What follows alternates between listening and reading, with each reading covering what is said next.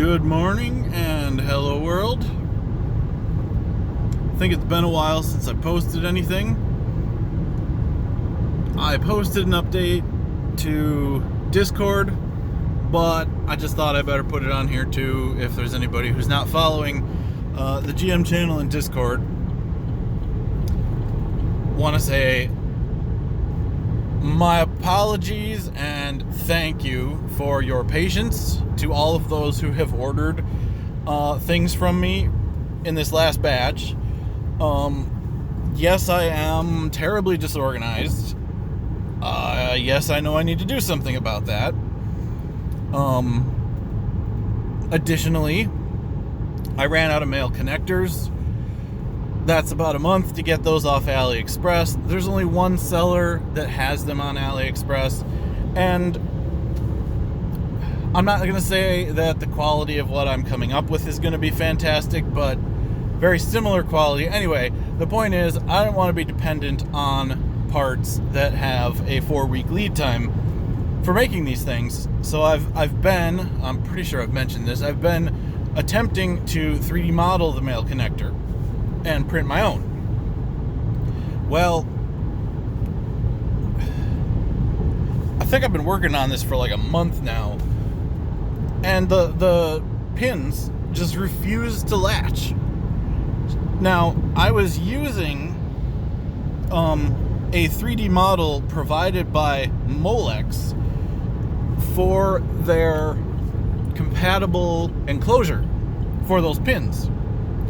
Well, Molex does not create their 3D models of their connectors with accurate internal dimensions. If they did that, anybody could just take the 3D model and print their connectors, so I guess it makes sense. I was a little naive for assuming that the internal dimensions would be correct, and I kept getting frustrated that the thing wouldn't latch. Well, it wasn't latching because the internal size was just completely wrong. To boot, the specific pins that I'm using, Molex has only provided one engineering document, and that one document is missing some crucial dimensions. So I have been having to iteratively increase the size of the cavity until just finally this morning I pulled my little piece off the printer, and I was able to push the pin in without using any tools. I could just use hand force to push the pin in, and the pin was retained. Finally.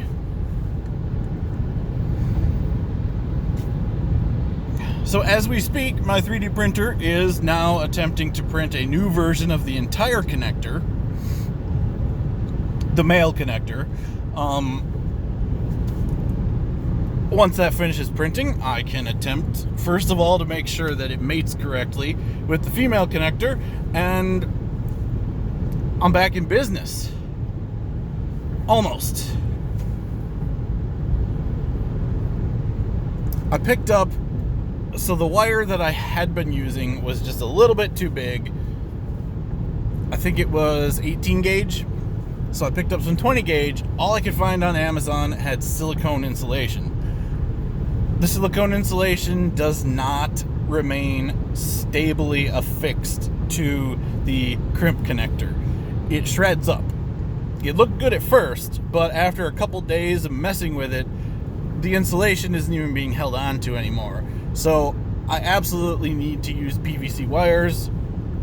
I am either going to do more searching and try to find 20 gauge PVC wires, or I'm just going to stick with the 18 gauge and deal with the extra effort it takes to try to cram it in the holes.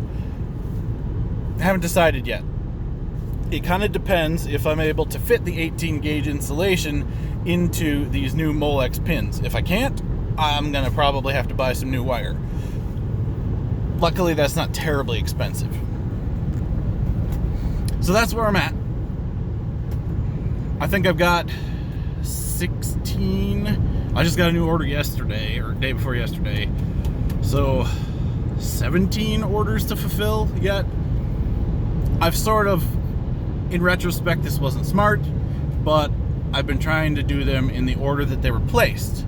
And the next one that I have to fulfill includes a pedal, which I didn't have all the parts to make the pedal, so I just stopped. In retrospect, I should have moved on and fulfilled other orders that didn't require the male connector. That's my bad. This is a learning experience. I'm kind of new to this whole selling stuff thing. So, again, I apologize. I'm super, super grateful for your patience. I feel pretty confident that you will be happy when you do receive your products. So far, I can't say I've had any complaints, except for a couple people who shorted out their giraffes. But the giraffes now come with a case, so shorting out is not an issue anymore. Yeah. So anyway, I think things are headed in the right direction. Finally got the stupid pins retained, so I can finally continue producing pedals. I get those out to you guys. It's gonna be great. I think that's all I got. Last month I lost my largest Patreon supporter. I'm nothing but gratitude for him for funding as much as he did. I also understand people are running out of money because of the zombie apocalypse. I am in a similar situation, so I completely understand. Which means I'm even more grateful to those people who have been able to help out. I literally could not do this without your support. You guys are making this possible. Patreon supporters, even those people who are just watching enthusiastically, waiting for a production kit to be available. Everybody, super grateful. If, by chance, you have some extra fundage laying around, you want to accelerate this process, or maybe, since I am technically... there's still a fair amount of work to do to get it, I'll call it production ready, but all the concepts that I set out to prove in the Patreon project, except the automatic emergency braking, everything else, I have proven the concepts. I haven't polished the code, but the concepts are proven. So once I get the automatic emergency braking done and I do the polishing, granted, code polishing is like 90% of the time.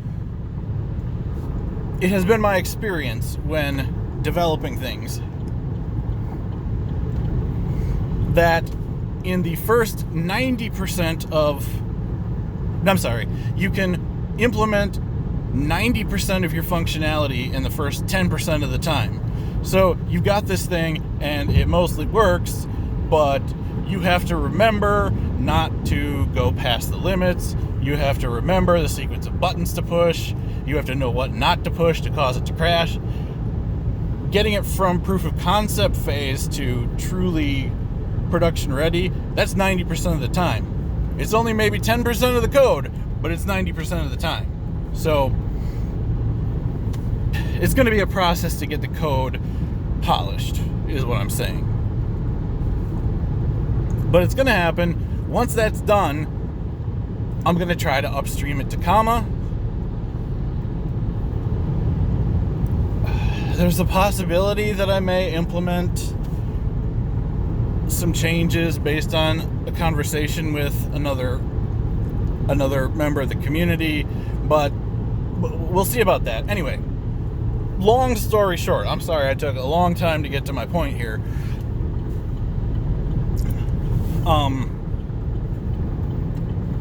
Once I have finished my goals, I've got to figure out something else to work on. Now, maybe it's going to take me another 6 months to get my code polished. I kind of hope not, but at the end of those 6 months, I either give up this whole YouTube video and selling products thing and I try to find a 9-to-5 job, or I continue doing similar things. I posted a sort of a request for comments on my Patreon page looking for ideas of future projects. Some of my future projects that I have in mind actually still involve, if not the Bolt, other GM vehicles. There's a group of GM vehicles that were manufactured from 2018 forward that have radar, that there is no OpenPilot solution for them at all, because the OBD2 port is filtered, so you can't send or receive lane keep assist messages through the OBD2 port. And the camera connector, when you have radar, does not provide access to the powertrain bus, only the object bus. And you can't send steering commands or braking or anything over the object bus. For those people, if they want to use OpenPilot, they're SOL right now. If somebody is in that situation and they want OpenPilot and they're willing to fund it, I should be able to produce a connector for intercepting the body control module. Let me see if I can show you the body control module here real quick. It's up under here. I don't know if you can see it because I'm not looking at the screen right now. Somewhere. Anyway, body control module has like 6 giant connectors on it. Oh, we're blurry now. That's interesting.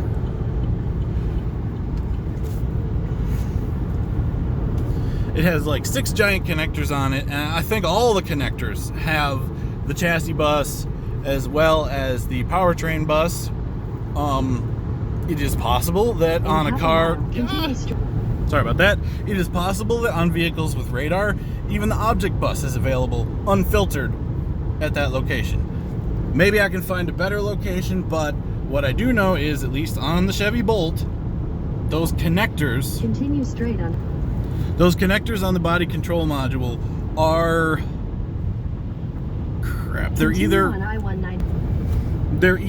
Molex or TE connectivity. I can't remember for sure. Like usual, only the female connector is available. However, the male connector, as it turns out, is a automotive standard.